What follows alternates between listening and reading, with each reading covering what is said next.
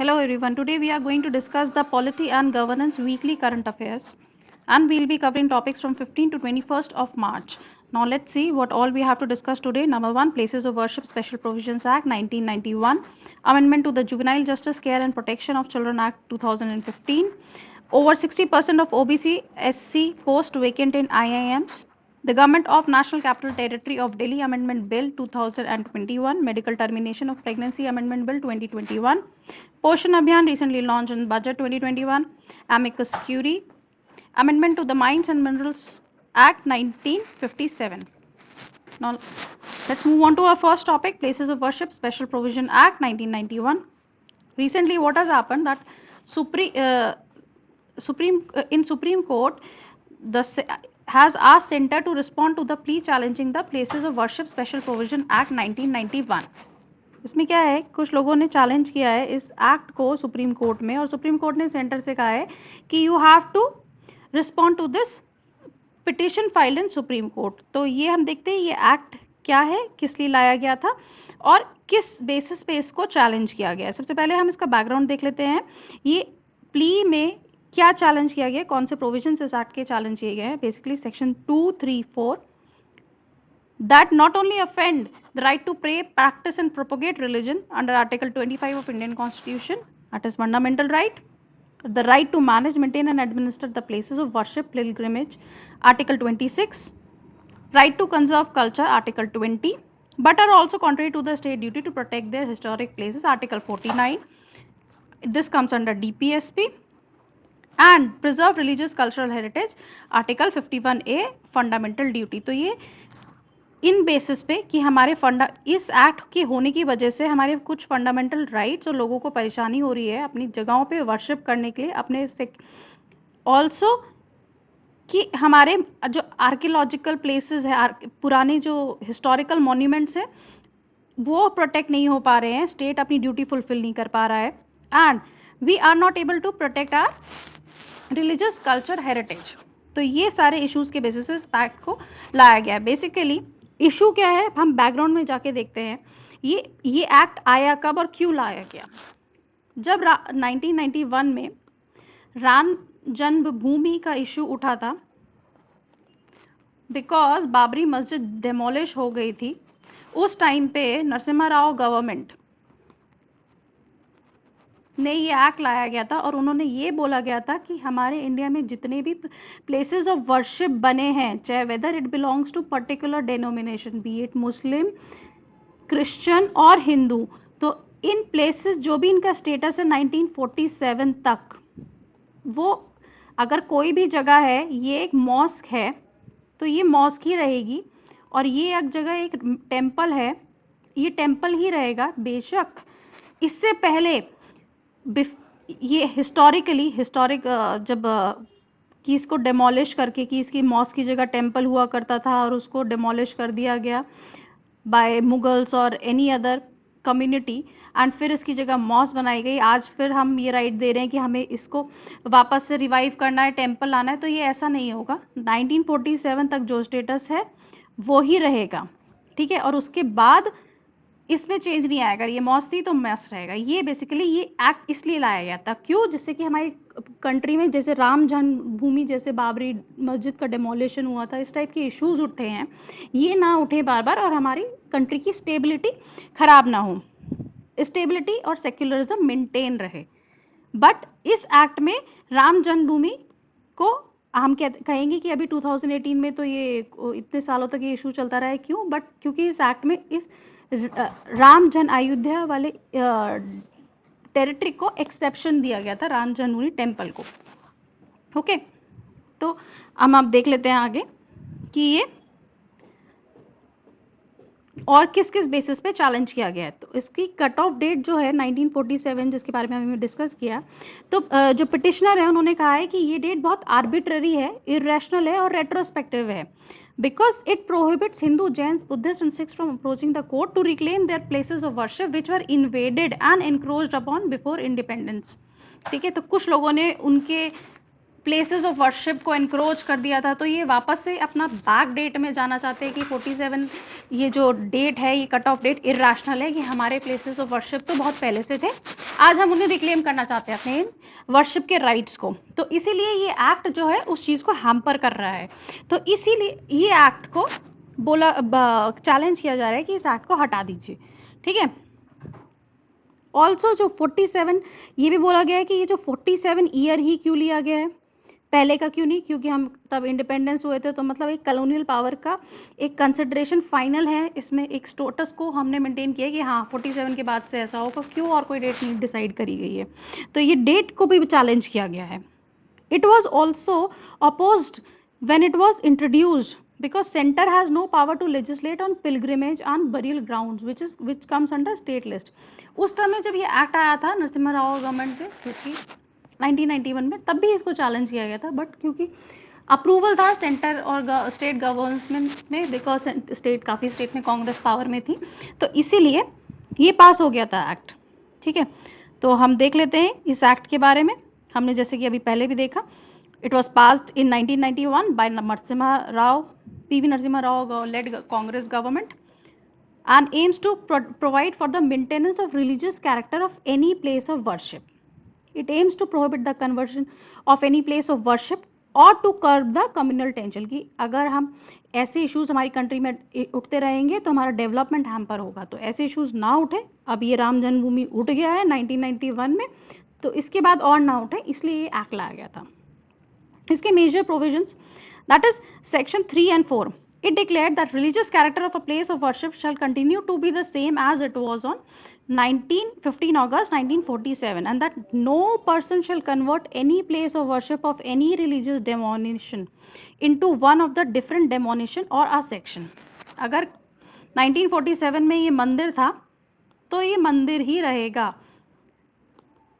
nobody will convert it into the mosque on grounds that earlier it was a mosque before 1947 to reclaim their rights of worship। The section 4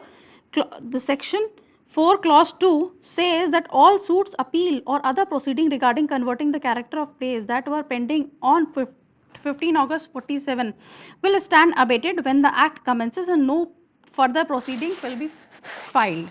तो मतलब इसके बाद जो status को maintain हो गया कि यहाँ तक जो भी था, इसके बाद अभी तक जितनी भी 47 के पहले की और उसके बेसिस की जो भी प्रॉब्लम्स हैं, प्लीज फाइल हुई है, उनको देख लेंगे, लेकिन इसके बाद और कोई प्ली हम नहीं एंटरटेन करेंगे।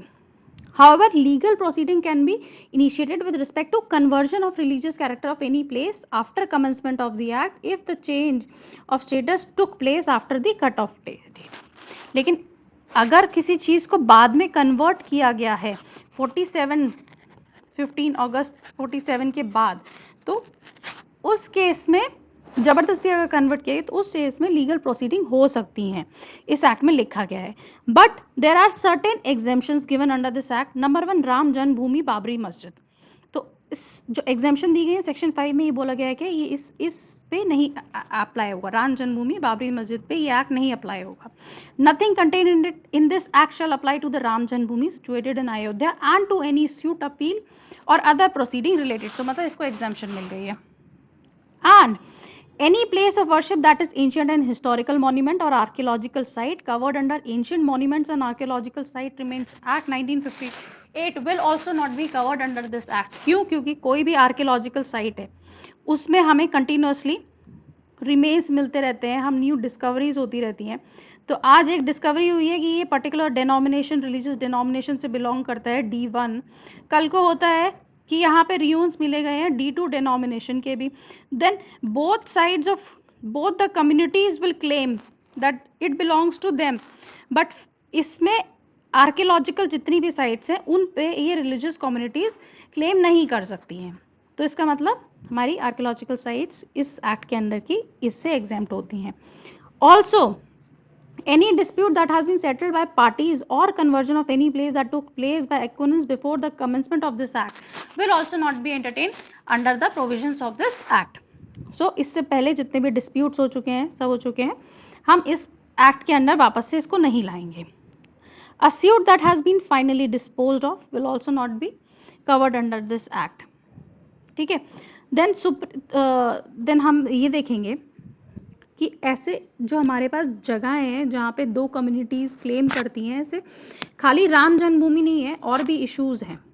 जैसे कि विश्व हिंदू परिषद अंदर group says that Shahi Idgah located in the Krishna Janmabhoomi temple इन मथुरा. ये इसका एक क्रिटिसिज्म भी है कि अब इसके केस में ऐसा क्यों नहीं हो रहा है. अगर हमने राम जन्मभूमि के केस में कर दिया है तो हमें विश्व हिंदू परिषद वाले बोलते हैं कि हमें यहाँ भी अपना राइट चाहिए. हमारे हिंदू ये जो जहाँ जो आज शाही ईदगाह है, ये काशी, ये कृष्ण की जन्मभूमि है, तो हमें इस पे भी राइट चाहिए. केवल राम जन्मभूमि को क्यों एक्सेप्शन मिला है, तो इसलिए इसके डिमांड हो रही है कि हमें इस एक्ट को हटा देना चाहिए, इसको अनकॉन्स्टिट्यूशनल डिक्लेयर कर देना चाहिए कोर्ट को, क्योंकि हम अपनी वर्शिप नहीं कर पा रहे हैं. ठीक है. ऑल्सो एक ऐसी जगह और है, ये Kashi Vishwanath temple, you will see that, and वहां पे एक ज्ञानवापी मॉस्क भी है. ठीक है. वो पर्टिकुलरली यहाँ पे फिर डिस्प्यूट आता है कि ये मॉस्क को देंगे या इस विश्वनाथ टेम्पल को देंगे. तो यहाँ पे ये सब इश्यूज आ रहे हैं कि हम अपनी वर्शिप नहीं कर पा रहे, इस एक्ट को हटाइए. तो सुप्रीम कोर्ट का कहना क्या है. सुप्रीम कोर्ट ने कहा कि 2019 अयोध्या वर्डिक्ट में that act manifest the secular values of the constitution and strictly prohibits the retrogression. उन्होंने कहा कि ये एक्ट के होने की वजह से आज हमारे कंट्री में we don't see communal violence, we are not seeing communal violence on the basis of the issues like Ram जन्मभूमि. हमें राम जन्मभूमि को इशू को सॉल्व करते हुए इतने साल हो गए आज फाइनली, एंड वापस से आप ये देखिए ये इशू उठ के आ गया है. तो हम इस डिबेट में हमें कैरी ऑन नहीं करना चाहिए, हमें रेट्रोग्रेशन नहीं करना चाहिए. जो है स्टेटस को लेट मेंटेन इट. ओके. इससे हमारा secular nature of the country will be maintained. It also provides confidence to every religions community. ये एक्ट हमारी अगर आज बोल दिया कि 47 के बाद जो आपका स्टेटस था 47 में वो भी आज मेंटेन रहेगा, तो इससे कॉन्फिडेंस आता है ना कि अगर ये माइनॉरिटी कम्युनिटीज में या जिस भी कम्युनिटी का ये प्लेस ऑफ वर्शिप है कि वो वैसे ही रहेगा, कोई आपकी प्लेस ऑफ वर्शिप नहीं छीन रहा है. तो ये कॉन्फिडेंस देता है. Also addresses itself to state as much as to every citizen of the nation and norms bind those who govern the affair of the nation at the every level. These norms implement the fundamental duty under Article 51A and has hence positive mandate to every citizen as well. तो इस law की वजह से हर state अपनी duty fulfil कर पा रहा है, एज वेल एज सिटीजन्स अपनी ड्यूटी फुलफिल कर पा रहे हैं हर लेवल पे. Also there is a constitutional commitment and constitutional obligation of state, that is government, to uphold the equality of all religion and secularism, which is part of basic structure. जो basic structure का हिस्सा है, तो ये state की duty है इसको protect करना. तो वी हैव टू सी कि इस एक्ट के होने की वजह से ये सब चीजें हो पा रही हैं. ओके. तो हम आगे क्या सोचते हैं, फ्यूचर इश्यूज को देखते हैं कि क्या मेन इश्यूज हैं हमारा, डेवलपमेंट, पॉवर्टी, इलिटरेसी, पॉपुलेशन. इनकी बजाय फोकस करने पे हम आज इस एक्ट को हटा के और नए नए डोमेन्स में घुसना नहीं चाहते, रिलीजियस जैसे इश्यूज में. बट सुप्रीम कोर्ट ने बोल दिया कि सेंटर रिस्पॉन्ड करे, बट अब इसमें पॉलिटिकल एंगल आ गया है. सेंटर रिस्पॉन्ड करेगा तो इससे क्या और नई डिबेट्स ओपन होंगी रिलीजियस इश्यूज पे. हम एक रेट्रोग्रेशन की side, no country wants to go into that long term issue of like history में जाके क्या हुआ था क्या नहीं हुआ था, उससे बेटर है कि हम आगे देखना चाहिए. तो this is one thing about this law. अगर आज हम इसके if we Supreme Court has opened the door for litigation for this in the various places of worship across the country. So this was all for this act. Now let's move on to our next topic, Amendment to the Juvenile Justice Care and Protection of Children Act 2015. अभी क्या है, government ने introduce किया है लोकसभा में ये bill, जिसको juvenile justice care and protection act 2015 को अमेंड करने के लिए इन्होंने ये बिल लाया गया है, जिससे कि district magistrates and additional district magistrates ये जितने लॉ जो है अगर अपनी डिस्ट्रिक्ट में स्ट्रांगली एनफोर्स कर सके, और इनको पावर ज़्यादा दी गई है. तो हम इसके बैकग्राउंड में जाते हैं सबसे पहले कि हमारे यहाँ जुवेनाइल जस्टिस के लिए क्या क्या लीगल प्रोविजंस हैं और इसकी स्टार्टिंग कहाँ से होती है। सबसे पहले हम देखेंगे before the passage of this juvenile justice act what all legal provisions we have. Number 1, इस एक्ट से पहले हमारे पास था juvenile delinquency law and juvenile justice act 2000, ये एग्जिस्ट करता था। फिर आता हुआ, हम इसकी टाइमलाइन देख रहे हैं, निर्भया गैंग रेप केस आता है। उसके बाद डिमांड्स बढ़ी हैं जिसमें कि एक जो मेजर अक्यूज था वो एक माइनर था, जिसकी वजह से उसको एडल्ट की तरह ट्रीट नहीं किया जा रहा था और उसको केवल 3 इयर्स का जुवेनाइल केयर होम में भेज दिया गया एंड उसके बाद he is living great life as a part of society. तो उसके बाद से ये डिमांड बढ़ी है कि we need to treat such children with in the age of 16 to 18 years of age group as an adult if they does such an heinous crimes that involves gang rape। तो ये act उस context में लाया जाता है, ठीक है, और it treats the children of 16 to 18 year age involved in heinous crimes as adults।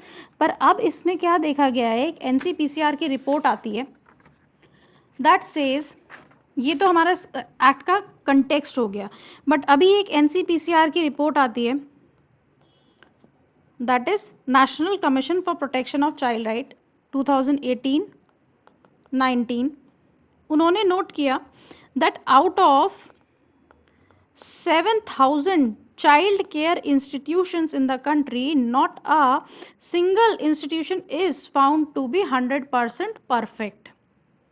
हर एक में मिसमैनेजमेंट है, अनसैनिटरी कंडीशंस हैं, करप्शन चल रहा है, as well as Ministry of Women and Child Development has closed more than 500 of CCIs।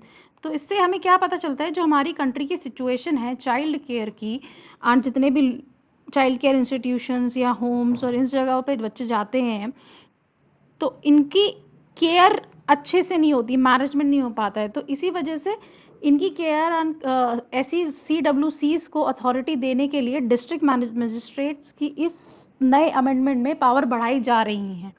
Power बढ़ा के बच्चों का प्रोटेक्शन करने के लिए ये प्रावधान किए गए हैं इस एक्ट में। हम देखते हैं कि क्या क्या कवर है। नाउ लेट्स सी ये पुराना वाला एक्ट क्या है और अभी नए चेंजेस क्या किए गए हैं। सबसे पहले हमने देख लिया क्यों लाया जा रहा है, for better protection to the children through the proposed amendments. Now पहला वाला एक्ट देख लेते हैं, what was all in this. It was introduced in parliament in 2015 to replace the juvenile delinquency and Juvenile Justice Care and Protection Act that we have discussed of 2000. The act seeks to achieve the objective of United Nations Convention of Child Rights of Children as ratified by India on 1992। 1992 में India ने ratify कर दी थी ये treaty. तो इस act से हम इस कन्वेंशन को भी एनफोर्स में ला पाए हैं इंडिया में। It allows this act, the Juvenile Justice Act allows the trial of juvenile in conflict with the law in the age group of 16 to 18 as an adult in case where crimes were to be determined, and the nature of crime and whether juvenile should be tried as a minor or child has to be determined by the Juvenile Justice Board। तो हमारा यही एक structure है कि पहले ये juvenile delinquency act था, India को रेटिफाई कर चुकी थी united nation convention, then we have seen the case of नूरिया gang rape case, then we bought this juvenile justice act where minors can also be treated as adults in case of heinous crimes. The similar act, Juvenile Justice Act 2015, has also streamlined the adoption procedures for the orphans that have been abandoned and surrendered as a children. So thus the act has introduced the foster care in India, जिसके लिए जो कारा authority थी हमारे यहाँ already उसको statutory banking दी गई जिससे कि वो मोर इफेक्टिवली फंक्शन करे। ये जो कारा अथॉरिटी है ये कंट्री के अंदर जितने भी with in country and with the outside country जितने भी अडॉप्शन होते हैं पेरेंट्स में, तो उनको मॉनिटर करता है. The law also made provision that while adopting a child, the priority is to be given to the disabled children and physically and financially incapable children. जब भी कोई बच्चा अडॉप्ट करना होता है तो we have to give consideration to such children that are disabled and financially and physically dependent and incapable. तो इसमें लॉ में ऐसे प्रोविजंस डाले गए. इस लॉ में ये प्रोविजन भी डाला गया है to tackle the child offenders committing heinous offences.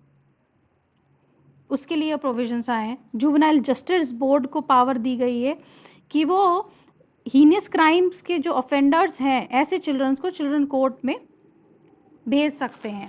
और ये भी परमिशन जुवेनाइल जस्टिस बोर्ड देता है कि किसको अडल्ट की तरह ट्रीट करना है and who has to be treated as a child.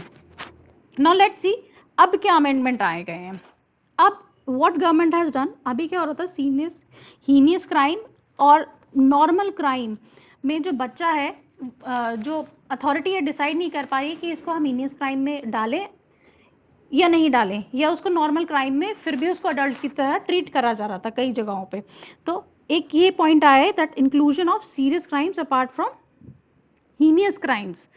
It has introduced a separate category of serious crimes. अब हमारे यहाँ दो कैटेगरीज आती हैं, सीरियस क्राइम्स की एंड हीनियस क्राइम्स की, जिनमें पनिशमेंट 7 ईयर्स से प्लस की रिगरस इम्प्रिजनमेंट होती है. We consider it heinous crimes. And less than 7 years of rigorous imprisonment is considered as serious crimes. तो ऐसा ना हो कि कोई बच्चा सीरियस क्राइम में इन्वॉल्व हो और उसको हीनियस क्राइम की पनिशमेंट मिले और उसको एडल्ट की तरह उस तरह से ट्रीट किया जाए. तो इससे बचाने के लिए एक प्रॉपर सेपरेशन एंड कैटेगराइजेशन किया गया है इन दिस एक्ट. तो apart from already existing petty crime, heinous crime, that will ensure that fewer minor are tried as an adult in most cases. ये नहीं कि हर बच्चा अगर वो ड्रग और अल्कोहल की सेल कर रहा है तो ऐसे बच्चे को हमें भेजना चाहिए फोस्टर केयर में, उसका रिहैब कराना चाहिए और उसको प्रॉपर एजुकेशन एंड अवेयरनेस देनी चाहिए, रादर देन उसको हम उसको एडल्ट की तरह अपने क्रिमिनल जस्टिस सिस्टम में ऐड कर दें और वो और हैम्पर हो जाए उसकी चाइल्ड मेंटालिटी. ठीक है, एंड वो और अग्रेसिव और इस तरह से उसके अंदर सिम्टम्स आने लगे. सो इसीलिए ऐसे बच्चों को बचाने के लिए ये एक पॉइंट है. दूसरी चीज, juveniles between the age of 16 to 18 could be tried as adult for crimes like possessions and sale of illegal substances such as drug, alcohol, which fall under the ambit of serious crimes. यानी कि ऐसा बच्चा जिससे हमें discuss किया, अभी तक क्या था, एडल्ट ट्राई करने के लिए केवल हीनियस क्राइम की कैटेगरी थी, अब सीरियस क्राइम की भी कैटेगरी आ गई है. और मतलब जो ड्रग बेच रहे हैं बच्चे, अल्कोहल बेच रहे हैं, उनको भी हम एडल्ट की तरह ट्रीट कर सकते हैं. 17 साल का बच्चा अगर सीबी में खड़े होकर ड्रग बेच रहा है, पेडलिंग कर रहा है and he is in full अपने मेंटल स्टेट में है अच्छे से और पढ़ना नहीं चाह रहा है, कुछ नहीं करना चाहता, तो ऐसे को डेफिनेटली क्राइम में परपेट्रेट हो रहा है, गलत संगति में जा रहा है, तो उसको ट्राई करना चाहिए एज एन एडल्ट, बिकॉज वो सोसाइटी के लिए एक बहुत बड़ा प्रॉब्लम क्रिएट कर रहा है. For a juvenile to be tried for heinous crime as an adult, the punishment should not only have a maximum sentence of 7 years or more, but also minimum sentence of 7 years. ये बता दिया कि heinous crime क्या define कर दिया basically इन्होंने heinous crime. This provision has also been made to ensure that children as much as possible are kept protected and out of adult justice system. तो एक पॉइंट ये हो गया अमेंडमेंट में. दूसरा देखते हैं, दूसरा जो अमेंडमेंट आ रहा है कि डीएम और एडिशनल डिस्ट्रिक्ट मजिस्ट्रेट की पावर बढ़ा दी गई है हर डिस्ट्रिक्ट में. अब उनको एडिशनल रिस्पॉन्सिबिलिटी दी गई है to monitor the functions of the agencies responsible for the implementation of this act. ये एक्ट प्रॉपरली इम्प्लीमेंट हो रहा है या नहीं हो रहा है, including the functioning of the district child protection unit. तो ये एडिशनल एक रिस्पॉन्सिबिलिटी डीएम को दे दी गई है. Also the amendment empowers the DM and ADM to authorize the orders of adoption and proposes that appeals on the order of adoptions are referred to divisional commissioner. ठीक है, कोई भी adoption होगा तो DM का परमिशन होगा, authorise करेगा. ये एक और रिस्पॉन्सिबिलिटी आ गई. और दूसरी चीज, it makes DM a grievance redressal authority for the child welfare committees. अगर चाइल्ड वेलफेयर कमिटी में कोई करप्शन चल रहा है, कोई मिसमैनेजमेंट चल रहा है, तो you can directly approach the DM, he will be the grievance redressal authority and anyone connected with the child may file a petition before the official for passage of the appropriate order. DM इसमें order को भी pass कर सकता है। इस case में DM has been given full autonomy and ये भी डीएम को ड्यूटी होगी that he has to do the background check, he she has to do the background check of the child welfare committee and their members who are social welfare activist, including उनकी educational classification qualifications क्या क्या हैं, कोई child abuse का case तो नहीं है उनके अगेंस्ट। हम ऐसे बहुत सारे न्यूज़पेपर में पढ़ते हैं कि okay this is a child welfare committee है ना, disabled child being raped there है ना, डिसेबल्ड गर्ल और बॉय बोथ इट हैपेंस। तो ये भी एक डीएम की रिस्पॉन्सिबिलिटी होगी। Now to hasten the process of adoption and also ensure the swift rehab of children into home and foster home, the amendment further provides that DM will now be in charge of sanctioning the adoption. कौन sanction करेगा? DM करेगा, क्योंकि कई बार adoptions को challenge किया जाता है, फिर वो court cases में जाते हैं, या अडॉप्शन को सैंक्शन कराने के लिए आपको कोर्ट में जाना पड़ता है, परमिशन लेनी, एक बहुत लंबा प्रोसेस हो जाता है। तो इससे बचने के लिए ये किया गया है। बट इस एक्ट का जो एक क्रिटिसिज्म आ रहा है वो यही है कि जो हमारे यहाँ के डीएम्स हैं, they have been given this additional responsibility in their district that whether the act is being followed, adoptions are taking place, CWCs are there, but do you have such manpower? इतनी सारी vacancies हैं higher level पे district में, क्या DM अपना role properly play कर पाएगा? एक और उनके ऊपर अथॉरिटी रिस्पॉन्सिबिलिटी देना, उनकी पावर को और इंक्रीज करना है, ब्यूरोक्रेटाइजेशन मोर। तो इन सब चीज़ों के बारे में हमारे यहाँ क्रिटिसिज्म हो रहा है। Now let's move on to our next topic, that over 60% OBC other backward caste scheduled castes posts are lying vacant in IIMs. अभी क्या है, Minister of Education has replied that more than half of the faculty position reserved for OBC in the central universities or institutions of higher education are lying vacant, and while about 40% of those reserved for scheduled caste and tribe are also unfilled as per the reply of the Union Education Minister. इससे हमें क्या पता चलता है कि आज भी हमारी हायरार्की में top most positions central institutions में, जितने भी एजुकेशन इंस्टीट्यूशंस में, they are more than 50% are lying vacant. Okay, and जो 40% जो रिजर्वेशन है शेड्यूल क्लास और शेड्यूल ट्राइब्स का, वो अभी भी सीट वेकेंट है। ये क्यों हो रहा है? इससे एक परसेप्शन डेवलप होता है कि आप जितना भी एज सोसाइटी इंप्रूव कर रहे हैं, but top most people are still they are engrossed with the caste rigidities of the country. वो लोग, ये सीट्स वेकेंट नहीं होनी चाहिए, जबकि हमारे यहाँ इतनी डिमांड है जॉब्स की। तो this particular situation reflects the particularity acute in the elite IIM where more than 60% of SC and OBC reserved positions are lying vacant while 80% of position reserved for ST have not been filled. मतलब अगर 100 seat हैं तो 80% अभी भी fill नहीं है, केवल 20 seat fill है ऊपर के टॉप मोस्ट मेंबर जितने भी हैं, professor, faculty, non faculty positions पे। This means out of 24 position reserve for ST only 5 have been filled. Okay, even IIT का डेटा जो भी प्रोवाइड किया गया है वो नॉन फैकल्टी पोजीशंस के लिए प्रोवाइड किया गया है, तो दे हैव बीन लॉबिंग। तो IIT और IIM क्या कर रहे हैं आजकल, एग्जामिशन के लिए डिमांड कर रहे हैं कि हम फैकल्टी में नहीं लाएंगे, नॉन फैकल्टी डेटा आपको दे देंगे, बट फैकल्टी डेटा में आप इस तरह से लाना कि इतने खाली हैं, इतने रिजर्वेशन और ये सब, ये लोग डिमांड कर रहे हैं कि हमारी इंस्टीट्यूट की रिजर्वेशन की वजह से मेरिट डिक्रिएट होती है। तो इनका कहना ये है, बट ये एक रिफ्लेक्ट करता है कि किस तरह से आज भी टॉप मोस्ट पोजीशन पे एक एलिटिस्ट अलग बिहेवियर, एलिटिस्ट बिहेवियर है, जो कि हमारे कास्ट सिस्टम को और एनहांस कर रहा है despite having so much of vacancies. तो even within central universities vacancy were higher at higher level of professor as compare to assistant professor.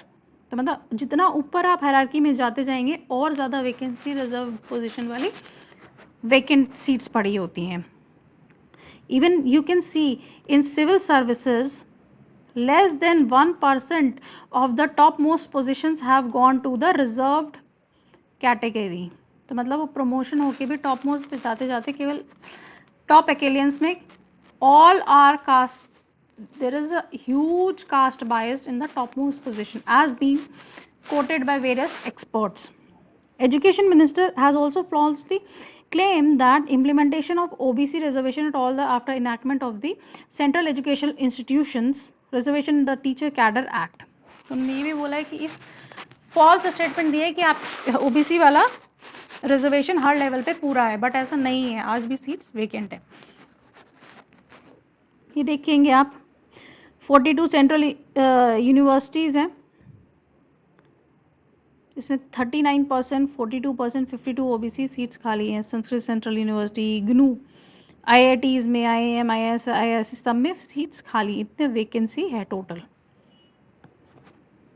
तो इससे एक डिबेट चल के आती है कि अगर रिजर्वेशन प्रमोशन में भी दी जाए तो ये सीट्स फिल कर सकते हैं. ठीक है, तो ये क्वेश्चन वापस से ओपन हो गया है. Need for reservation in promotion in public employment. Okay, such demands have been frequently raised earlier also, and they have got various political support from different times, whether from opposition or from the party in power, like Madhya Pradesh. ठीक है, तो हमेशा से ये demand रही है कि promotion में रिजर्वेशन देना चाहिए SC, ST एंड OBCs को. बट इशू ये आता है कि अब मेरिट अगर हम एंट्री लेवल पे रिजर्वेशन देते हैं वो वाजिब है, क्या हम आगे भी मतलब वो लोग परफॉर्म नहीं करेंगे एंड स्टिल ऊपर उनको प्रमोट करना चाहेंगे? Is it valid, is it necessary for the administration system to work properly? तो ये एक डिबेट हमेशा से चलती आई है और again it has been in focus. इसके बारे में हम देख लेते हैं various supreme court judgments and other courts judgment. तो एक केस था MR Balaji versus state of Mysore 1962. तो उन्होंने यही बोला है that article 15(4) is an enabling provision. अब देखते हैं आर्टिकल 15(4) क्या है. 15 generally prohibits any discrimination against any citizen on the grounds of religion, caste and sex or place of birth. लेकिन 15(4) में बोला गया है कि हाँ, socially and educationally backward can be given reservations. But supreme court ने इस केस में बोला है कि ये एक इनेबलिंग प्रोविजन है. It doesn't impose an obligation on the government to take the action. किसी भी अगर ये कोई भी चीज़ इनेबलिंग प्रोविजन है तो इसका मतलब ये नहीं है कि गवर्नमेंट को वो फुलफिल करना ही है. नहीं, इट डिपेंड्स कि गवर्नमेंट के पास डेटा है, इतना सिस्टम है, इंफ्रास्ट्रक्चर है टू फुलफिल दैट प्रोविजन, और इज इट नेसेसरी कि उसके ऊपर एक्ट करना है. तो ये बात बोली गई थी MR Balaji versus state of Mysore in job promotion reservation case में. तो बट जो स्टेट ऑफ मैसूर है उन्होंने 68% सीट्स इंजीनियरिंग और मेडिकल कॉलेज में बैकवर्ड क्लासेस के लिए एंड SC ST के लिए रिजर्व करी थी, दो it was an enabling provision. यही सेम चीज again it was रीआइटरेटेड in CA Rajendran versus union of India 1967 case. Same position that the government is under no constitutional moral duty to provide reservation either at the initial stage of the recruitment or at the stage of promotion.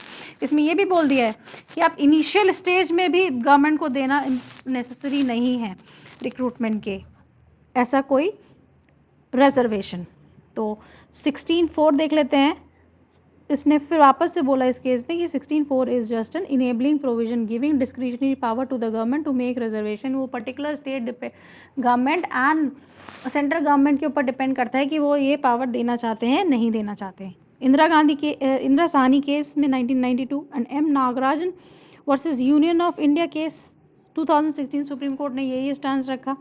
वापस से appeal हुई 2020 में government of Uttarakhand for promotions in post of assistant engineer civil in public work department. Supreme Court said that government is not obligated to collect quantifiable data showing a community is inequally represented in public service as required by 16(4)(a). If it has already decided not to grant reservation. वापस से यही बोल दिया गया, again and again repeat कर दिया गया कि नहीं, ये एक इनेबलिंग प्रोविजन है। इवन अगर 16(4)(a) जो कि फंडामेंटल राइट स्टेट गवर्नमेंट को कहता है कोई भी रिजर्वेशन लाने से पहले आपके पास क्वांटिफाइबल डाटा होना चाहिए that community is socially and educationally backward and adequately not represented, then उनको रिजर्वेशन मिलेगा। बट उन्होंने कह दिया कि अगर स्टेट ने ये डिसाइड कर लिया है कि हमें रिजर्वेशन नहीं देना है तो उनको डाटा कलेक्ट करने की जरूरत भी नहीं है। तो यही केस था कि आप स्टेट गवर्नमेंट को फोर्स किया जा रहा था उत्तराखंड में कि आप डेटा क्यों नहीं कलेक्ट कर रहे हैं। ठीक है, तो इससे हमें पता होना चाहिए कि हमारे यहाँ कौन से कॉन्स्टिट्यूशनल प्रोविजन से पीटी के लिए इंपॉर्टेंट हो जाता है। आर्टिकल 14 में क्या कहता है, ये सब आर्टिकल कोट करने के लिए इंपॉर्टेंट है मेंस में, तो आपको वर्ड टू वर्ड पता होने चाहिए। और रिजर्वेशन से रिलेटेड कौन से कॉन्स्टिट्यूशनल प्रोविजंस हैं, जैसे कि 14 equality before law and equal protection of law. This is a positive connotation, this is a negative connotation, means this is a UK concept and this is a US concept. UK concept says कि okay, everybody has to be treated equally before the law, and this says कि okay, we can do certain positive discrimination that equals must be treated equally. Then Article 16(1) and 2 that assures equality of opportunity in employment or appointment to the any government office, public employment में equality, no discrimination. 15 says no discrimination on the basis of religion, caste, sex, place of birth. And 29(2) that bars discrimination against any citizen with regard to admission into the educational institutions maintained by the government or receiving aid out of government funds on the ground of religion. अगर कोई government का institution है या government से add ले रहा है तो उनको भी आप डिस्क्रिमिनेट नहीं कर सकते on the ground of religion, race, caste etcetera. Again article 335 says that reservation should be extended without affecting the general efficiency of the administration. तो ये सारे हमारे कॉन्स्टिट्यूशनल प्रोविजंस होगा। रिजर्वेशन से अगेन पीटी में क्वेश्चन आ सकता है कि इनमें से कौन से प्रोविजंस हैं जो रिजर्वेशन से कनेक्टेड हैं। ठीक है, कौन कौन से आर्टिकल्स हैं, तो आपको याद रखना चाहिए कौन से आर्टिकल्स के अंडर ये दिया जा सकता है। हमने देख लिया जुडिशरी का क्या स्टैंड रहा है हमेशा से प्रमोशन को लेके, और अभी ये डिमांड क्यों बढ़ी है। आगे देखते हैं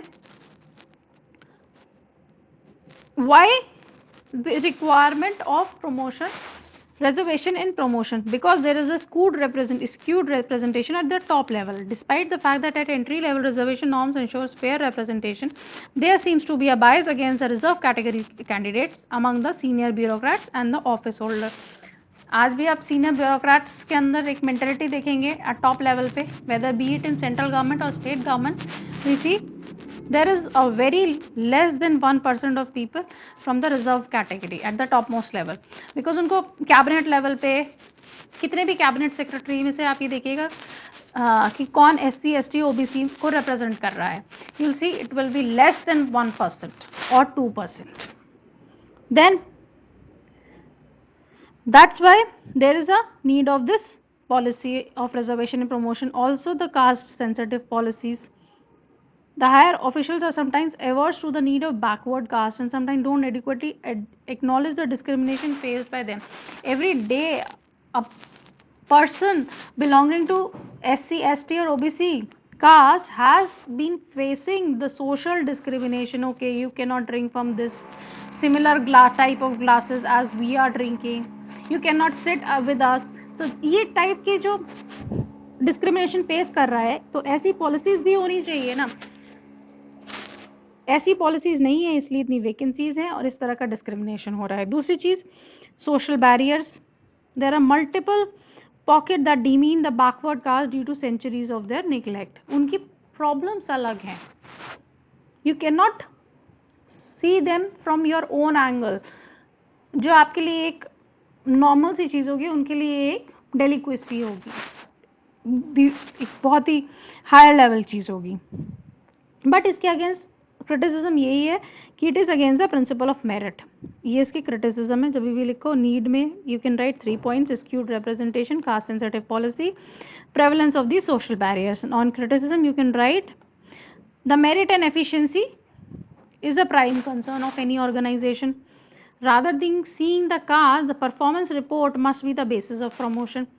कोई जनरल कैटेगरी का है, कोई एससी कैटेगरी का है, if he is performing more than definitely इसको प्रमोट करना चाहिए rather than SC category, just because he belong to that particular caste. Okay, अगर ये परफॉर्म ज्यादा कर रहा है तो डेफिनेटली इसको प्रमोशन मिलना चाहिए, whether he belongs to this caste और not. Validate the irreversible class politics. अगर ऐसे प्रोविजन हम कास्ट बेसिस पे देने लगे तो और डिमांड्स आएंगी, जैसे कि Jat reservation, Maratha reservation, already इतने सारे इश्यूज चल रहे हैं, गुजरात में भी बीच में उठा था, तो और मध्य प्रदेश में. तो सच डेवलपमेंट से हटके कास्ट पॉलिटिक्स वापस से इंडिया में डोमिनेंट लेने लगेगी. Demotivates the performer and the general category students and the officers. They demotivate the employee focusing on output, overall growth. It may create a disbalance between new entry seniority level. हम lateral entry की बात कर रहे हैं, वो इतना educated person experience के साथ है and वापस से कोई उसको supersede कर जाए. दो lateral entry is a different concept, but कोई भी secretary level पे है, and against the ethos of the reservation to bring everyone to the equal pedestal. Reservation को बेसिकली जो आर्टिकल 14 है, equal protection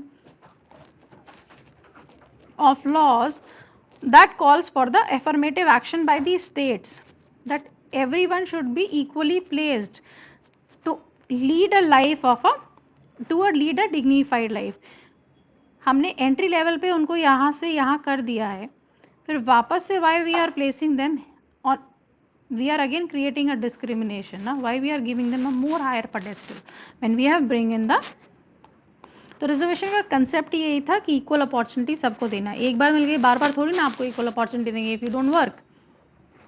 so what we can write an answer, it has to be a very balanced view that data oriented approach should be followed after having detailed studies on the performance of institutions that have to be assessed. Then only reservation can be put forth, and no politics on caste based reservation.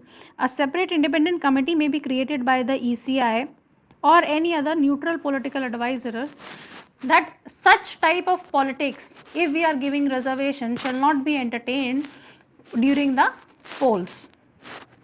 Okay, this was all on this topic, reservation in promotion.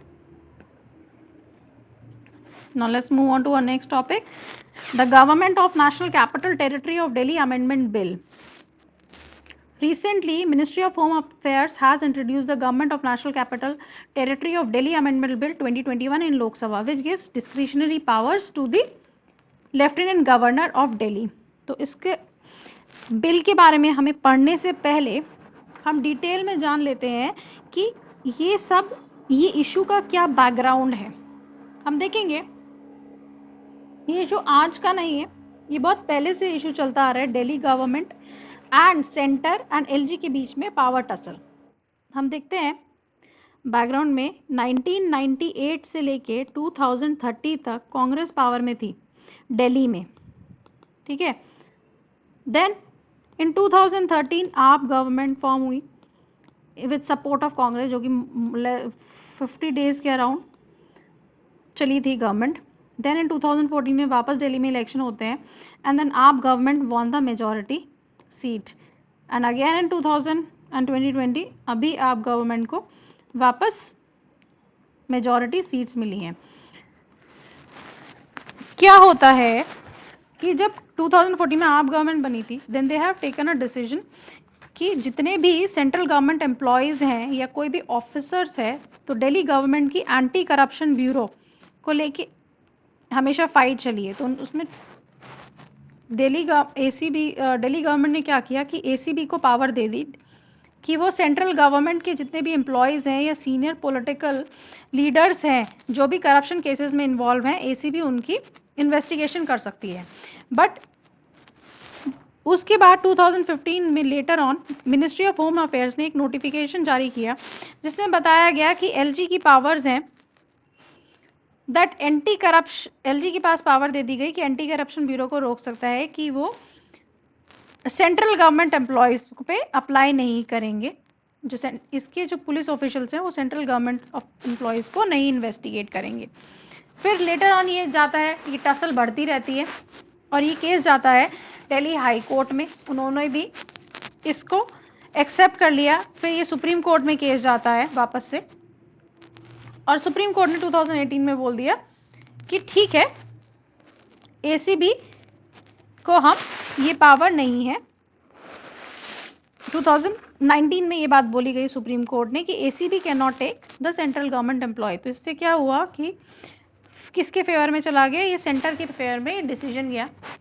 But 2018 में supreme court ने एक बात और बोली थी, जिस तरह से कोई भी डिसीजन आ रहा था 18 से पहले क्या हो रहा था, जो भी कोई भी Delhi government, Delhi assembly decision ले रही थी वो एलजी के पास जाता था, एलजी के पास जाता था, एलजी उसको प्रेसिडेंट को रेफर कर देता था, ये उस पे साइन करने से, ऑथराइज करने से मना कर देते थे एलजी गवर्नर, ठीक है, lieutenant governor, the administrator of union territory of Delhi, ठीक है। तो इससे गवर्नर और दिल्ली गवर्नमेंट में एक टसल बनती रही, सेंटर एंड दिल्ली गवर्नमेंट के बीच में। और 2018 में ये केस पहुंचा सुप्रीम कोर्ट के पास, और तब सुप्रीम कोर्ट ने बोला that LG can not act as an impediment to the day to day administration of the Delhi government. He can not act as an obstructionist, he is a administrator, and the government, Delhi government just need to inform the LG governor, LG, about the decision taken, not of everything about day to day administration। तो इससे क्या हुआ, Delhi government अब क्या करने लगी, 2018 के बाद से उन्हें लग गया, वो उनका मॉरल बूस्ट हो गया ना। आप कोई भी डिसीजन लेती थी दिल्ली गवर्नमेंट, वो डिसीजन लेती थी, इम्प्लीमेंट करती थी, फिर एक लेटर भेज देती थी साइन कराने के लिए एलजी के पास कि हमने ये डिसीजन ले लिया। इससे क्या हो रहा था कि एलजी की जितनी भी पावर होती थी, जैसे कि हमने इलेक्ट्रिसिटी की बिल माफ कर देंगे या पानी का बिल माफ कर देंगे, इन सबको लेके भी बहुत इश्यूज उठे बीच में, ठीक है। एलजी बोलता था ऐसा नहीं करना था, उनकी फाइल रोक दी जाती थी। फिर क्या किया, ये डिसीजन हुआ, उन्होंने अपनी सारी फाइल को पास कराया और डिसीजन ले लिया और इम्प्लीमेंट करना स्टार्ट कर दिया, और फिर एलजी के पास जाता था कि ये डिसीजन हुआ है। तो इससे क्या है, जो एलजी की अथॉरिटी वो अंडरमाइन हो रही थी, और जो एक दिल्ली की पॉलिटी है जिस तरह से अंडर आर्टिकल 239A है वो डिस्टर्ब हो रहा था। तो ये पूरा बैकग्राउंड था। अब इस बैकग्राउंड में सेंटर एक नया अपना एनसीटी बिल, अमेंडमेंट बिल लेके आई 2021। इस पे फोकस करने से पहले हम एक चीज और देख लेते हैं कि दिल्ली गवर्नमेंट का क्या बेसिक पॉलिटी है, क्या दिल्ली की बेसिक पॉलिटी है। हम ये देखेंगे according to the existing polity, 69th amendment act आया था 1991 में।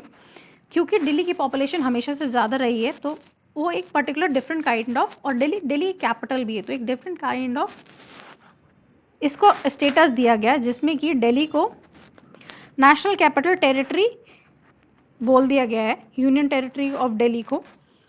यहाँ पे एक लेजिस्लेटिव असेंबली होगी, काउंसिल ऑफ मिनिस्टर होंगे who can make laws on a state list except police, public order and land on these three subject. Also there will be a administrator headed by lieutenant governor. There will be a CM heading the council of minister, and this CM will be appointed by president. And remember, ये president appoint करता है chief minister को, न कि lieutenant governor. हर state में हम देखेंगे governor appoint करता है, बट ये यूनियन टेरिटरी यहाँ पे प्रेसिडेंट अपॉइंट करते हैं, ठीक है, इवन चीफ मिनिस्टर को। तो ये एक्ट आया, इससे बेसिक पॉलिटी सेटअप होती है दिल्ली की।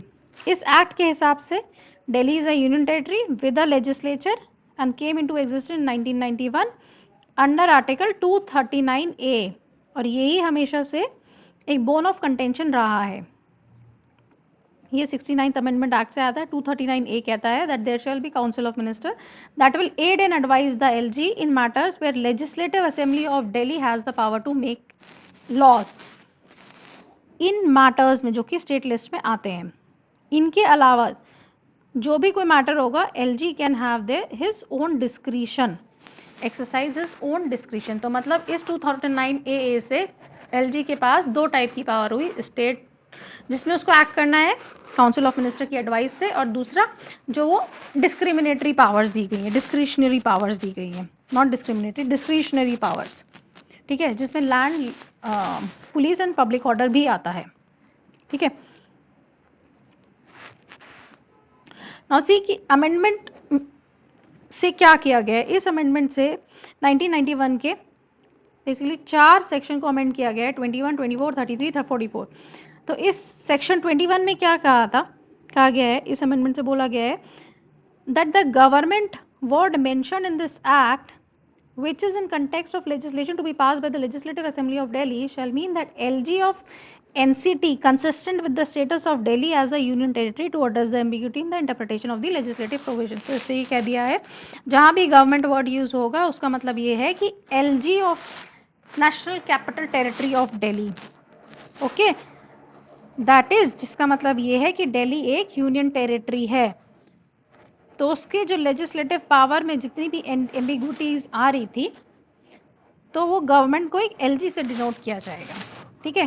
तो इससे क्या LG का पावर्स बढ़ाई गई हैं। इसमें एक ये बात गई है, इसमें ये भी बोला गया है that LG can act in discretion in matters of all India civil services and anti corruption bureau branch of Delhi government which is beyond the purview of legislative assembly।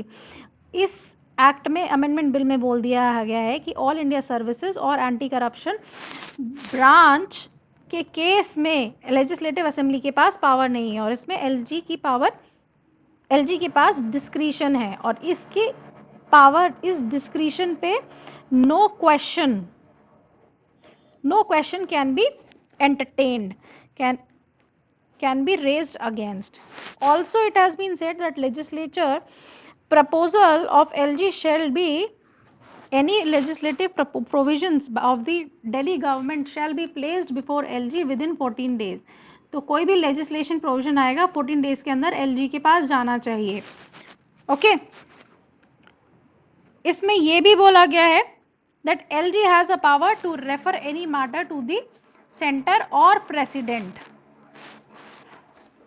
Another point being said is that lieutenant government can amend the decision, can also take decision on any matter pending before president, ठीक है। तो देखो LG को कितनी power दी गई है, all India civil service में, एंटी करप्शन ब्रांच के केस में, कोई भी लेजिस्लेटिव प्रोविजन 14 दिन के अंदर LG के पास पहुंचना चाहिए अगर कोई इंट्रोड्यूस हो रहा है, सेंटर को वो और प्रेसिडेंट के पास कोई भी मैटर रेफर कर सकते हैं LG, एज वेल एज कोई भी प्रेसिडेंट के सामने डिसीजन पेंडिंग है उस केस में भी। तो यहाँ पे इस बिल से ये लाया गया LG की पावर, इस तरह से डिस्क्रिशनरी पावर एक्सपैंड की गई। Assent to the bills, amendment to the section 24 says that LG will not assent any bill passed by assembly that covers any matter of which falls outside the purview of powers conferred on the legislative assembly। कोई भी bill को LG पास नहीं करेंगे, ascent नहीं देंगे अगर वो Delhi assembly वो बिल को टच करता है उन मैटर्स पे जो कि लेजिस्लेटिव असेंबली की कैपेसिटी से बाहर है। तो ऐसे बिल्स पे LG will not take the decision and will not assent them. Particularly कह दिया गया है आपको असेंट नहीं देनी है। रूल ऑफ प्रोसीजर्स में कहा गया है सेक्शन 33 में अमेंड करते हुए दैट लेजिस्लेटिव असेंबली दिल्ली के रूल्स लोकसभा के rules of procedure and conduct of business से अलग नहीं हो सकते, इनकंसिस्टेंट नहीं हो सकते। Shall not make any rule to enable itself और इट्स कमिटीज, मतलब उनकी कमिटीज भी के पास भी इतनी पावर नहीं है ना असेंबली के पास, that any matter of day to day administration conducts inquiry in relation to the administrative decision. मतलब जो गवर्नमेंट दिल्ली असेंबली है वो दिल्ली गवर्नमेंट के डे टू डे डिसीजंस में इंटरफेयर नहीं करेगी और इंक्वायरी नहीं कर सकती। ये भी पर्टिकुलरली बोल दिया गया है एक प्रॉपर सेपरेशन ऑफ पावर्स को क्रिएट करते हुए। LG का opinion for the executive actions with regard to section 44 amendment hold there is no structural mechanism for effective time bound implementation of the said section. Further there is no clarity as to what proposals are to require to be submitted before issuing order there on. Okay, now let's see what was the rationale behind this step. Definitely LG की power week हो रही थी, Delhi government over power कर रहा था उनको, उनकी authority को चैलेंज हुआ था, तो उनको और डिस्क्रिशनरी पावर भी. It seeks to ensure that LG is granted opportunity to give his her opinion before any decision taken by the Council of Minister or the Delhi Cabinet under the clause 4 of 239A. तो कहीं भी mention ये जरूर करना 239AA 69 amendment act 1991 और जो main contention है वो 239AA क्लॉज 4 के बीच में है. Also, it will ensure that LG is granted an opportunity to exercise the power entrusted under clause 4 in the select category. LG को अपॉर्चुनिटी दी जाएगी नॉर्मल मैटर्स में इस क्लॉज 4 के अंडर एंड स्पेशल कैटेगरी में, तो डेफिनेटली उसके पास power है, एक डिस्क्रिशनरी पावर है. इस एक्ट से एक हार्मनी स्टैब्लिश होती है लेजिस्लेचर एंड एग्जीक्यूटिव में दिल्ली के ना. It will further define the responsibility of elected government and LG in line with the constitutional scheme of governance of Delhi as interpreted by Supreme Court in July 18 judgment and February 19 judgment that interpreted the provisions of 239A relating to the structures of the governance in NCT of Delhi. तो इसमें क्या हुआ है कि act आने से executive legislature की power properly define हो गई है, दिल्ली गवर्नमेंट और एलजी के बीच का टसल प्रॉपर्ली, उनकी रिस्पॉन्सिबिलिटी रोल्स प्रॉपर्ली डिफाइन हो गए हैं सुप्रीम कोर्ट के जजमेंट को ध्यान में रखते हुए. बट इस एक्ट के आने से और भी क्रिटिसिज्म इसके ये आए हैं कि एक चीफ मिनिस्टर के ऑफिस को एक वेस्टिजियल ऑर्गन की तरह in the name of administration एक ये एक्ट रेंडर करता है. दूसरी चीज, अब पावर टसल और भी बढ़ जाएगी, ये भी एक क्रिटिसिज्म है Delhi and LG and parliament के बीच में, क्योंकि अब दिल्ली को रूल ऑफ लोकसभा फॉलो करना पड़ेगा. एक बात और बोली गई है कि जो रेजिडेंट्स ऑफ दिल्ली हैं वो अपने इलेक्ट करते हैं गवर्नमेंट को, इलेक्टेड रिप्रेजेंटेटिव को. अब उनसे अकाउंटेबिलिटी, तब आप उनको पावर नहीं दे रहे हो तो वो कैसे अकाउंटेबल रह सकते हैं, कैसे उनसे अकाउंटेबिलिटी और आंसरेबिलिटी आप डिमांड कर सकते हैं citizens. Also it goes against the federal spirit of India and set back for the popular representation. So this was all about this act. हमने देखा कि ये क्या बहुत इंपॉर्टेंट एक्ट है, किस तरह से चेंजेस लाए गए हैं, क्या बैकग्राउंड रहा है, कैसे पावर टसल कैरी ऑन होती जा रही है, किस किस इश्यूज पे, और क्या इसका बिल का रिक्वायरमेंट थी, क्या क्रिटिसिज्म है. Now let's moving on to our next topic, medical termination of pregnancy amendment bill 2021. Rajya Sabha has approved this bill, amendment bill 2021, which amends the Medical Termination of Pregnancy Act 1971. Let's see its key provision.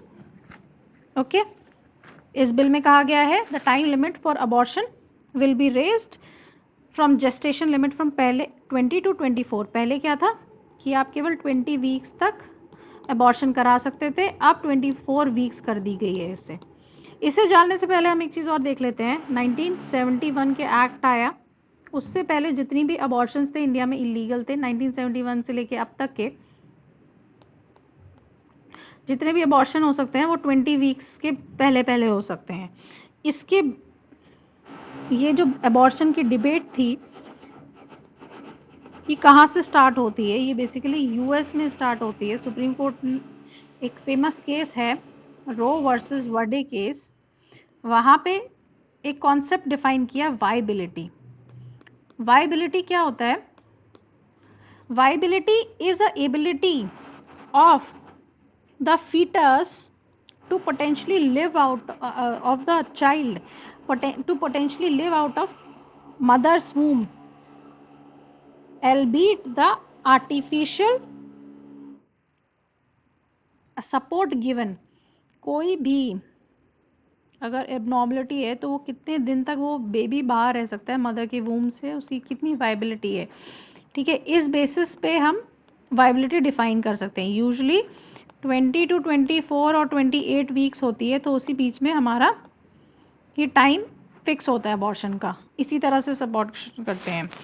तो ये debate और ये bill क्यों लाया गया हम पहले ये देख लेते हैं. हम देखते हैं कि 2015 में एक स्टडी आती है that says that 20 to 13% of maternal deaths are due to unsafe abortions, and more than 80% of abortions are taken outside the hospitals. Okay तो ये डेटा को माइंड में रखते हुए और जिस तरह से child right activist and women rights and right to reproductive life of a women, इन सब चीज़ की डिबेट चल रही थी, एंड जिस तरह से एबनॉर्मलिटीज एक बच्चे में आ जाती है उसके बाद वो डिटेक्ट नहीं हो पाती टेक्नोलॉजी से at correct time, and then the family already being poor is overburdened to take care of abnormal child, and नई नई abnormalities डिस्कवर हो रही हैं, उनको माइंड में रखते हुए ये बहुत ज़्यादा डिमांड थी कि अबॉर्शन की लिमिट को एक्सटेंड किया जाए, अबॉर्शन को और लीगल कर दिया जाए.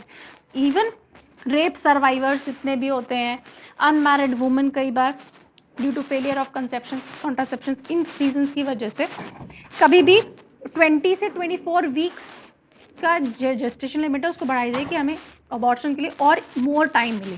ठीक है, तो अब इसमें हम देखते हैं कि क्या अमेंडमेंट्स लाए गए हैं इस एक्ट से. नाउ लेट्स सी, इसमें 20 to 24 weeks has been the abortion limit has upper gestation limit for abortion has been increased from 20 to 24 weeks for special category of women which will be defined in the amendments to the MTP rules. ये भी केवल 24 weeks, ये भी ध्यान रखिएगा कि ये हर एक के लिए नहीं है, ये 24 weeks special category of women है. That includes the survivor of the rape, victim of the incest and the other vulnerable women like differently abled and the minors. Beyond 24 week, abortion may be done only in the case of substantial fetal abnormalities diagnosed by the medical board or if there is a threat to life of mother. Okay, तो 24 हफ्तों तक, because if someone is a rape survivor, victim of incest, for these special category of women. After 24, only if there are consistent case of fetal abnormalities diagnosed and approved by the medical board or if there is a threat to life of a mother, then only can be approved beyond the 24 weeks.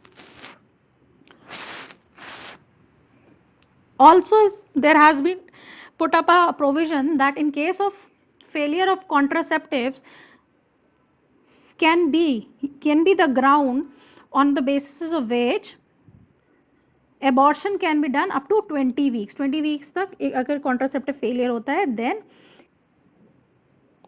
this abortion can be done legally. and इसमें unmarried women की category को भी add किया गया है. पहले क्या था, only married women were considered. Now unmarried women are also considered under this category.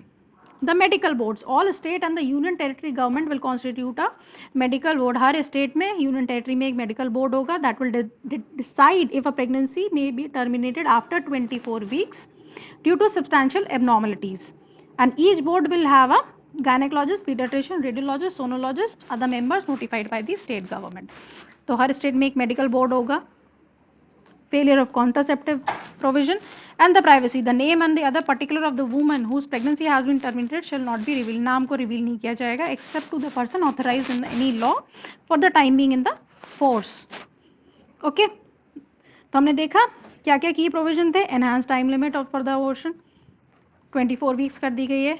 contraceptive fail होते हैं up to 20 weeks, तो unmarried women की कैटेगरी ऐड कर दी गई है. मेडिकल बोर्ड्स बनेंगे, वो डिसाइड करेंगे 24 वीक्स के बाद अगर टर्मिनेट करनी है प्रेगनेंसी और नॉट. प्राइवेसी मेंटेन रखी जाएगी वुमेन की. एंड नंबर ऑफ डॉक्टर्स ये डिटरमाइन लिख दिया है क्लियरली कि एक डॉक्टर की ओपिनियन चलेगी अगर 20 वीक का जेस्टेशन है. 2 doctors if there is a pregnancy of 20 to 24 weeks, and if it is more than 24 weeks, then a medical board in case of the abnormality or the threat to the woman's life. So हम देख लेते हैं time since conception पहले क्या था इस act में और अब क्या कर दिया गया चेंज. अप टू 12 वीक्स तो आप एक डॉक्टर की एडवाइस से अभी भी कर सकते हैं. 12 to 20 वीक्स 2 डॉक्टर, अब एक डॉक्टर की एडवाइस से हो सकता है. पहले 2 डॉक्टर्स चाहिए होते. 20 to 24 में अलाउड ही नहीं थी, इस एक्ट से अलाउ कर दिया गया है for certain cases of pregnancy.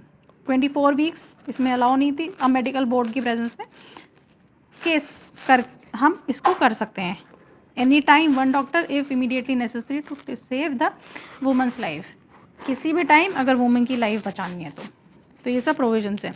तो हम देख लेते हैं इसके क्या फायदे हैं। सबसे पहले the term of 20 week was too less. Why it was too less?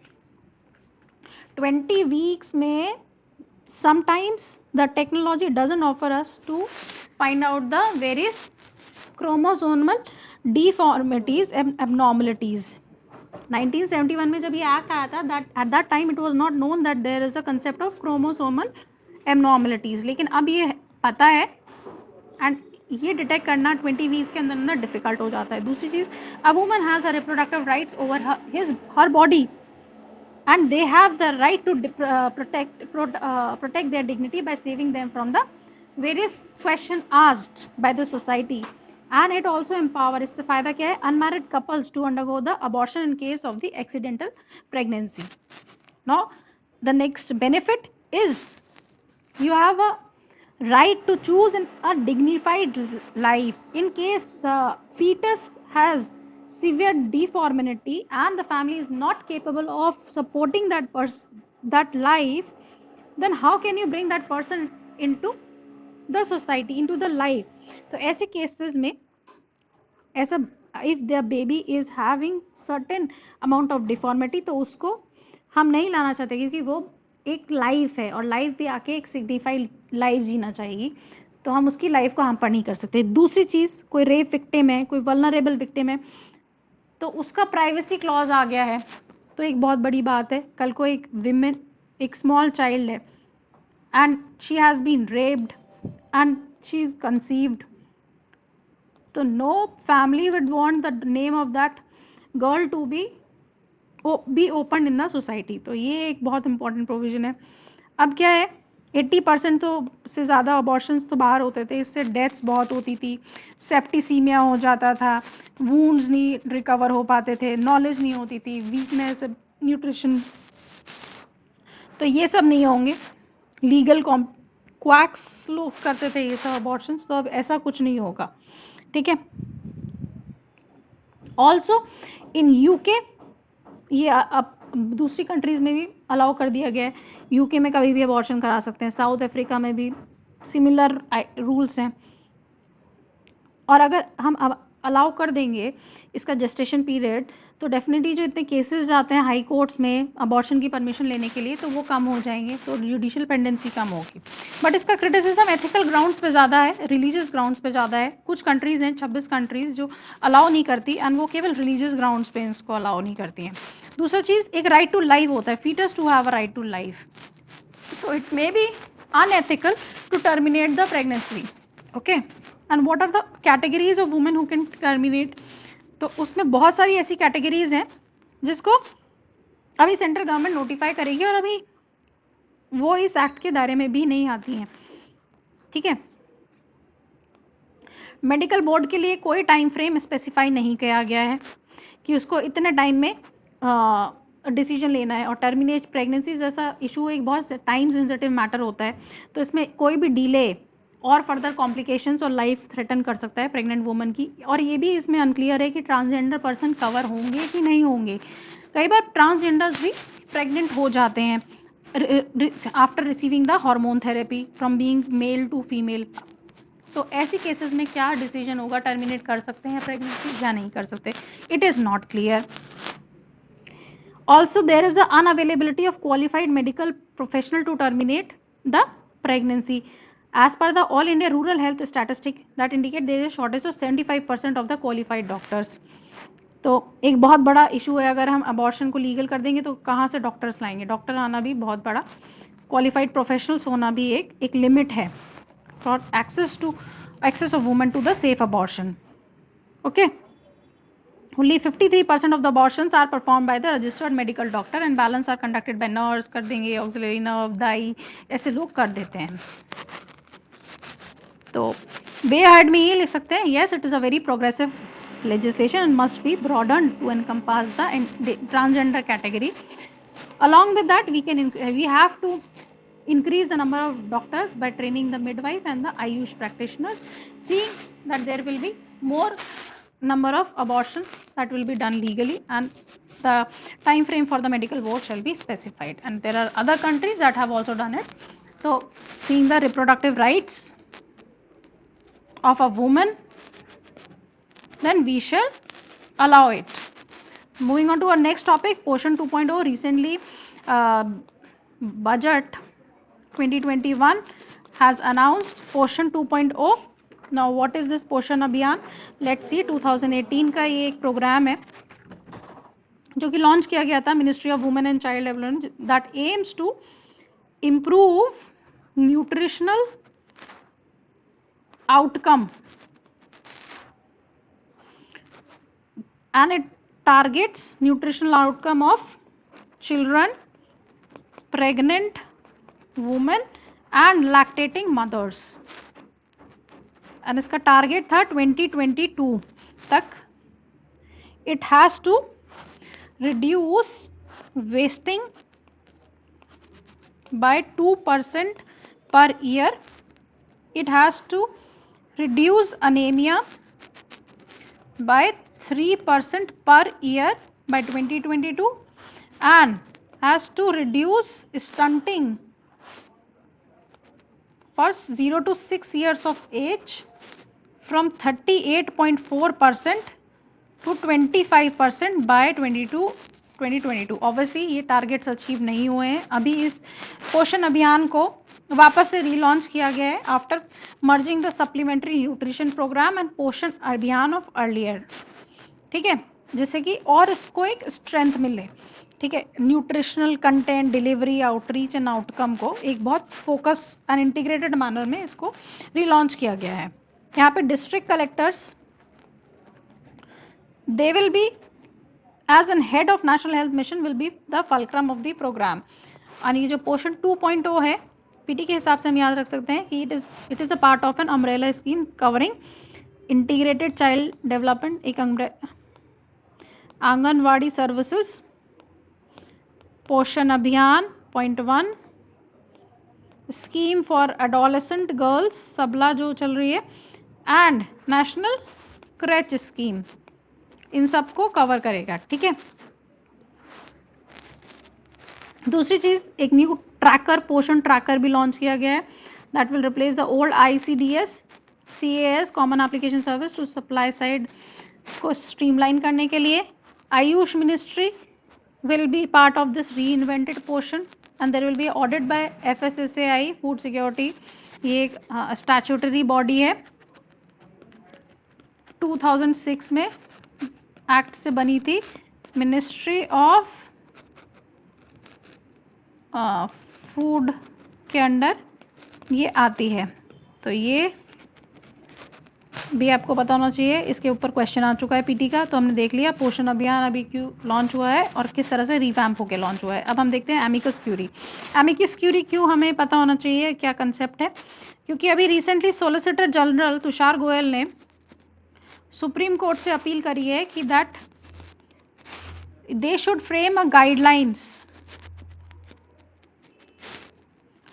For guidelines for lawyers appointed as an amicus curiae. क्यों? क्योंकि आजकल क्या हो रहा है, court appointed amicus curiae are hampering the working of the organisation such as CBI and interfering in their roles.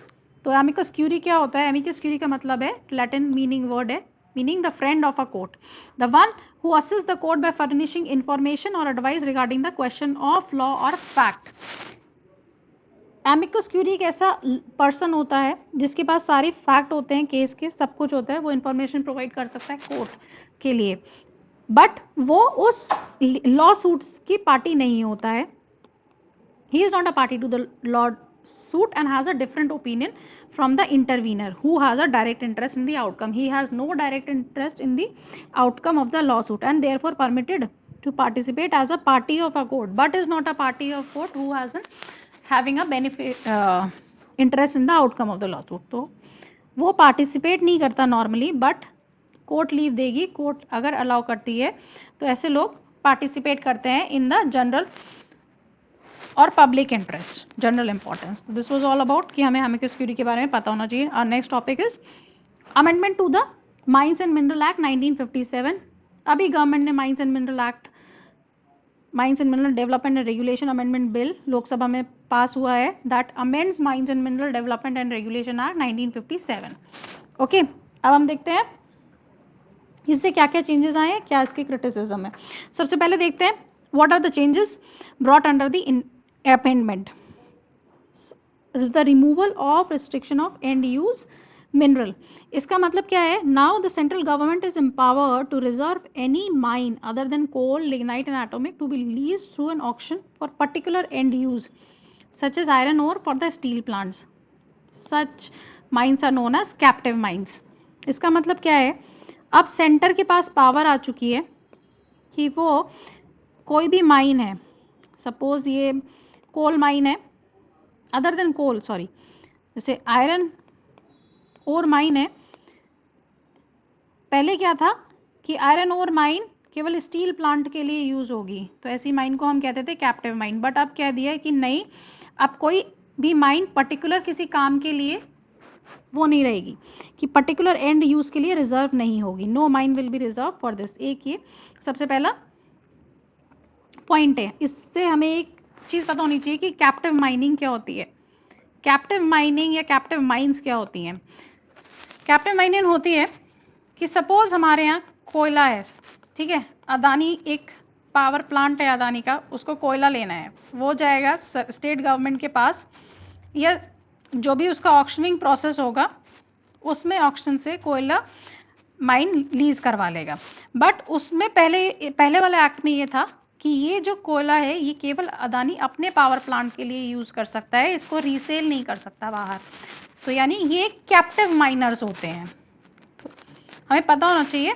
अब इस act से कहा गया है कि नहीं, कैप्टिव माइनर्स जितने भी हैं वो बाहर भी सेल कर सकते हैं, तो इससे क्या फायदा होगा, और कोयला की प्रोडक्शन होगी, और लोग इंक्लूड होंगे, ठीक है। तो एक ये इससे चेंज लाया गया है। अब हम आगे देखेंगे, ऐसी एंड यूज माइनिंग को खत्म कर दिया है, reserve and use mining reserve होती थी उस कैप्टिव माइंस, उनको खत्म कर दिया है।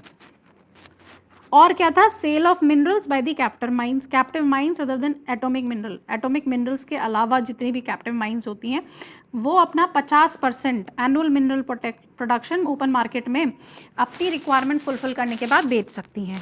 और इस लिमिट को सेंट्रल गवर्नमेंट ने अपने पास अब और पावर देते हुए कहा है कि इस लिमिट को एनहांस भी कर सकती है सेंट्रल गवर्नमेंट, एंड इसके लिए बस उसको थोड़ी नॉमिनल रॉयल्टी कहते हैं, जिसको फीस देनी होगी, जो भी मिनरल वो मार्केट में बेचेगा।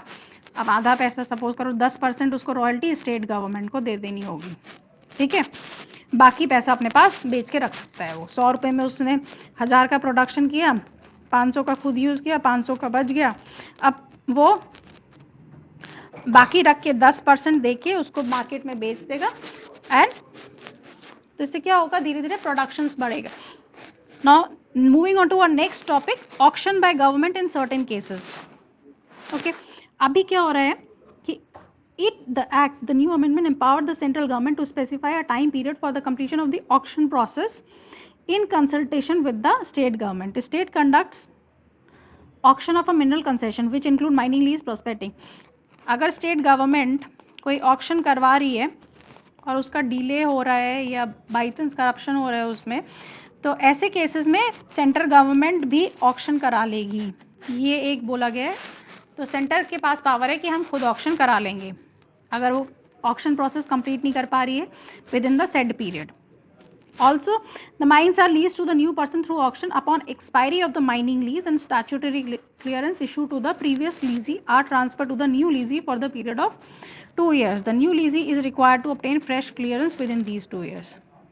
पहले क्या होता था, किसी ने माइन को लीज पे लिया, रेंट पे लिया ऑक्शन से, उसका लीज एक्सपायर हो गया, अब उसको दोबारा से क्लियरेंस चाहिए, पर ऐसे में स्टेट गवर्नमेंट यूजुअली नहीं दे रही थी, वो कहती थी हम तुम्हें क्यों दे, हम नया प्रोसेस लाएंगे, हमें ज़्यादा पैसा मिलेगा ऑक्शन के लिए, बट उसका तो एक्सप्लोरेशन रह गया, उसका वेस्ट हो गया सारा एफर्ट, ठीक है। तो ऐसे केसेस में अब फ्रेश क्लियरेंस, ये अमेंडमेंट रिप्लेस करता है इस प्रोविजन, और उसने कहा है कि ये जो स्टैट्यूटरी क्लियरेंस मिलता है ना, ये एक्सटेंड हो सकता है throughout the lease period, of the new लीजी।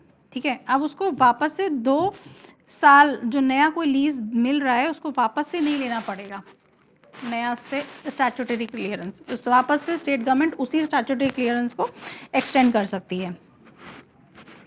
अगर किसी की लीज एक्सपायर हो गई है, ठीक है, तो न्यू लीज का प्रोसेस दोबारा से बिगिन नहीं करना है, स्टेट गवर्नमेंट उसको एक्सटेंड कर सकती है for the period of 10 years or until the selection whichever is early. The rights of certain existing concession holders. The act was amended in 15 to provide mines will be leased through an auction process. 15 के act को अभी amend कर रहे हैं, 15 में ही auctioning का process आ गया था। अब क्या है, existing concession holder and applicant have to be provided with certain rights including right to obtain prospecting license और mineral license to the holder of the reconnaissance permit और prospecting license issued before the amendment. Right for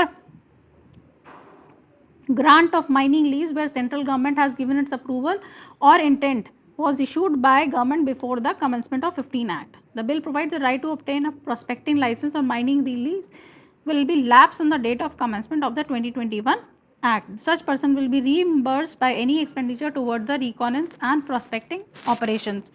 रिकॉनेंस किसी भी mining को करने से पहले, उससे पहले उसका ब्यौरा लिया जाता है कि क्या है इसमें क्या नहीं है, पूरा सर्वे कंडक्ट किया जाता है। तो इसमें वही बात करिए कि कोई भी माइनिंग या लीज पे दी जाती है माइन को ऑक्शन के थ्रू, तो उनको एक प्रोस्पेक्टिंग लाइसेंस या रिकॉनेंस परमिट लेना होता था अगर 2015 में जब एक्ट आया था उससे पहले। फिर क्या हुआ, अब सेंट्रल गवर्नमेंट अप्रूवल दे देती थी 15th के एक्ट के बाद। अब इसमें क्या कर दिया है, ऐसे लोग अगर कुछ प्रोस्पेक्टिंग करेंगे इस अमेंडमेंट के बाद से तो उनका एक्सपेंडिचर रिम्बर्स कर दिया जाएगा। ठीक है, वो लोग खर्चा नहीं करेंगे सर्वेज में। Also extension of lease to the government company, the period of mine leases granted to government will be prescribe by the central government.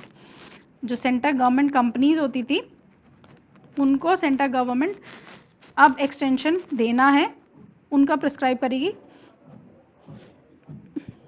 और जिसको हम एक्सटेंड कर सकते हैं by additional amounts as per the bill. और there are conditions for the lapse of the mining lease. अगर कोई भी लीजी जिसको माइन लीज पे दी गई है वो 2 साल के अंदर अंदर नई माइनिंग स्टार्ट कर पाया तो उसको डिसकंटिन्यू कर सकते थे, बट अब उसने बोल दिया है कि इसका threshold period may be extended only once, but अब इसको 1 साल के लिए और एक्सटेंड कर सकते हैं अगर वो नहीं 2 साल के अंदर कर पाया। ठीक है, non exclusive reconnaissance permit. Reconnaissance तो हमने देखा था preliminary prospecting of mineral through surveys. The bill remove the provision for non exclusive permit reconnaissance permit. ये सब हमने देख लिया, ये बहुत डेप्थ में आपको जानने की जरूरत नहीं है। ये देख लो मेजर इश्यूज क्या है कि captive mines and use mineral खत्म कर दिए, कैप्टिव माइनिंग के लिए माइनर्स को अलाउ कर दिए कि 50% से ज़्यादा मार्केट में सेल कर सकते हैं जिससे प्रोडक्शन बढ़ेगा। ठीक है, कुछ पावर्स दे दी गई है सेंटर को माइनिंग के केसेस में। तो अब हम देख लेते हैं इससे क्या फायदा होगा। It removes the distinction between the captive and non captive miners. And captive mines are those that produce pole exclol mineral for exclusive use by the company that owns mine. Non-captive produce as well as sell the fuel. तो इस distinction को हटा के अब और production बेचेंगे तो और प्रोडक्शन बढ़ेगा। एक index based mechanism has been introduced for various statutory payments. Process को और ट्रांसपेरेंसी आएगी इससे एंड स्ट्रीमलाइन हो जाएगा। In order to boost exploration there will be a review of functioning of the national mineral exploration trust. NMET का review होगी functioning, जो कि एक ऑटोनोमस बॉडी है। Private entities will be engaged in exploration now, they will be doing the reconnaissance. इससे क्या होता है, तब वो लोग आएंगे तो सिंप्लीफिकेशन ऑफ एक्सप्लोरेशन रिजीम आएगा, इससे exploration to production seamless transition होगा। Huge employment opportunities, reduction in imports, increased production will bring the large mineral blocks lying idle into the auction domain, auctioning process. This amendment will bring mega reforms in the mining sector with the resolution of the legacy issues and make large number of mines available for the auctions. As well as it will strengthen the auction only regime and boost the transparency in the system.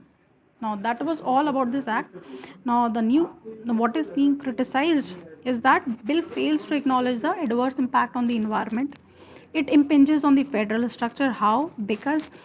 Article because under 7 schedule regulation of mine under subject 23 is given to the state. ठीक है, तो under state list, but now this 54 list number has been assigned to center also. तो centre की और state में एक tussle create हो जाएगी. स्टेट गवर्नमेंट क्यों चाहेंगी कि हम इस लीज को एक्सटेंड करके बाकी बिडर्स को ऑक्शनिंग का प्रोसेस ना दें. उनको इसमें बहुत ही करप्शन भी चलता था, तो state government are getting discouraged. Okay, now it is a threat to people living outsiding in the close to mines also. So that was all about this topic. We have read what was the act, what were the amendment brought through this act, what was the significance of this process, transparency and the increased production, and the criticism based on the federal structure and environment. Thank you. That was all for today.